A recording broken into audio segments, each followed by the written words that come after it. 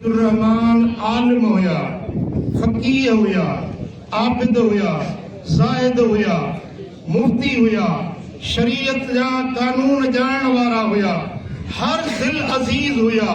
सिंध जो को अहिड़ो पीर नाहे, का अहिड़ी दरगाह नाहे, को अहिड़ो आलिम नाहे जे जो ताल्लुक मुहब्बत वारो क़िबला मुफ्ती साहब सां न हुजे। साईं पंहिंजे वजूद में हिकु कुतुब खानो हुया। साईं पंहिंजे वजूद में हिकु तंज़ीम हुया, तहरीक हुया, ऐं साईं पंहिंजे वजूद में हिकु आलिमनि जी टीम हुया। सिर्फ़ हिकिड़ो आलिम न हुयो, पर आलिमनि जो मजमूओ हुयो हज़रत क़िबला मुफ्ती साहब जन। ऐं जन पूरी ज़िंदगी मदीने वारे साईं जे दीन जी ख़िदमत में गुज़ारी। तव्हां असां तमन्ना कंदा आहियूं त मदीने वञूं, रोज़तुल जन्नह में हिकु घड़ी नसीब थी वञे। हीअ शख़्सियत जे पूरो एतिकाफ़ 10 ॾींहं रियाज़ुल जन्नत में गुज़ारियो हुयो। रातियूं ऐं ॾींहं रियाज़ुल जन्नत में मुंहिंजे मदीने वारे साईं जे पाड़े में गुज़ारियो हुयो। हज़रत क़िबला मुफ्ती अब्दुर रहमान साहब खे अल्लाह ताला जल्ल शानो क़ुरान जो हाफ़िज़ हुयो, दीन जो आलिम हुयो, हदीस जो हाफ़िज़ हुयो, ऐं पूरी ज़िंदगी मुसल्ले ते क़ुरान पढ़ाईंदो रहियो, पूरी ज़िंदगी दीन जी ख़िदमत कंदो रहियो। अॼु असां खां उहा शख़्सियत विछड़ी पंहिंजे मुहिब, पंहिंजे महबूब ॾे वञी रहियो आहे। अॼु आशिक़ पंहिंजे माशूक ॾे वञी रहियो आहे।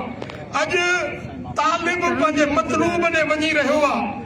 असीं सभु अल्लाह जे दर ते दुआगू आहियूं त अल्लाह ताला हज़रत क़िबला मुफ्ती साहब जन जा दर्जात बुलंद फरमाईंदो। अल्लाह करीम संदन मज़ार खे जवारे रहमत बणाईंदो। जेका पाण सारी ज़िंदगी दीन जी ख़िदमत कयूं, अल्लाह ताला उहा ख़िदमत पंहिंजी बारगाह में क़बूल ऐं मंज़ूर फरमाईंदो। ऐं असीं सभु गॾिजी सुहिणे हबीब मदीने वारे साईं हयातुन नबी जी बारगाह में अर्ज़ गुज़ारींदासीं त या रसूल अल्लाह, अॼु असांजो उस्ताद, असांजो आका, असांजो शफ़ीक दोस्त असां खां विछड़ियो तव्हांजी बारगाह में अची रहियो आहे। या रसूल अल्लाह, तव्हांखे मुफ्ती साहब जी पारत हुजे। या रसूल अल्लाह, हिन ते नज़र करम कजो। पूरी ज़िंदगी मुफ्ती साहब तव्हांजे इश्क में लुढ़क हारिया हुया। पूरी ज़िंदगी तव्हांजे मुहब्बत में लुढ़क हारींदे, रातियूं रोंदे, ॾींहं इश्क तव्हांजे में गुज़ारिया हुया। या रसूल अल्लाह, अॼु पंहिंजे हिन उम्मती ते नज़र करम फरमाइजो।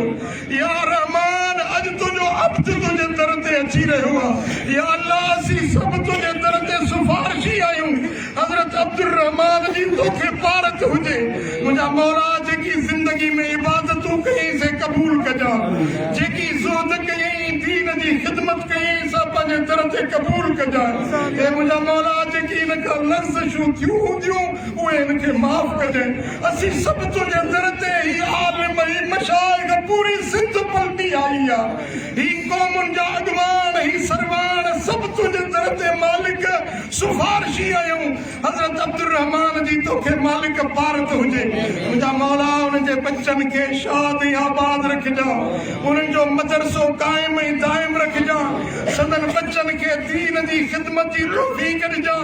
जेकी उन्हनि पंहिंजे बच्चनि जे लाइ दुआऊं घुरियूं, मौला, उन्हनि जूं दुआऊं क़बूल फरमाइजां।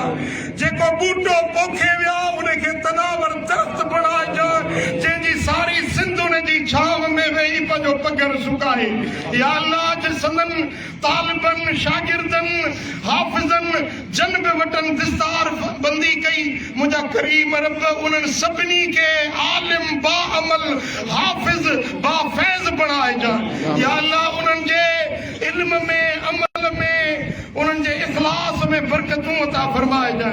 मुंहिंजा करीम रब, साईं जो मदरसो क़यामत ताईं वसंदड़ ऐं आबाद हुजे।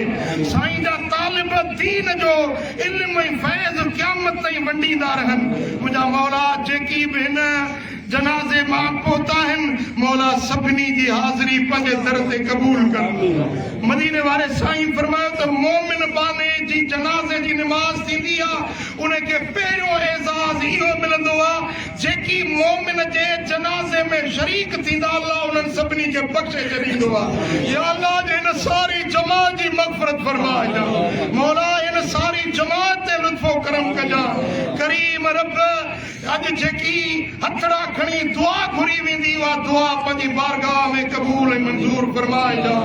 अल्लाहुम्म सल्लि व सल्लिम व बारिक अला नबीना मुहम्मद व अला आलिहि व सहबिहि अजमाइन। जनाज़ नमाज़ खां अॻु में तकरीर मुनासिब न आहे ऐं घणा माण्हू हिन ॻाल्हि खे नापसंदी कंदा ज़ाहिर आहे पर के शख़्सियत हूंदियूं आहिनि